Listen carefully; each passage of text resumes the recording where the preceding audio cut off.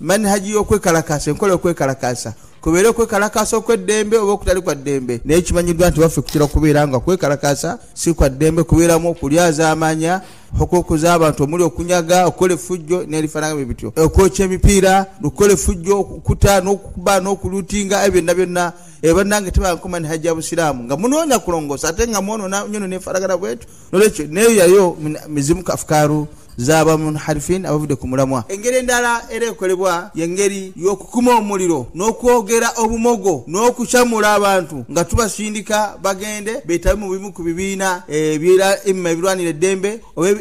ebyesimbyewo nga biraga nti byo bagenda kubalwanira babaddize hukuku zaabwe naye nga hakka nkimanyiddwa ti bonna buli ajja abalaga nti agenda bba omugaati era mulwanire omugaati gwammwe mulwanire rights zammwe mulwanire omusiraamu ekituufu kyateekeddwa okubanga ekigendererwa kyo kyeyandibadde alwanira ekikulu kusinza Allah subhanahu wa ta'ala na kubeera nga anoonya okuwangula jjana. Kale nolwekyo twekisa abasiraamu nga tubagamba mutya Allah subhanahu wa ta'ala. Omusiraamu yenna senga afunira obuzibu mu mbeera ezifaanagana bwe zityo talina kyagenda kubanja Allah era tatwalibwa nti mujahiri afidde mu kkubo lya Allah wa inna ma bafudde mitatun jahiliya okufa okw'ekijahiliya a'adhana Allahu minha. Allah kutusaba tukola atya atuta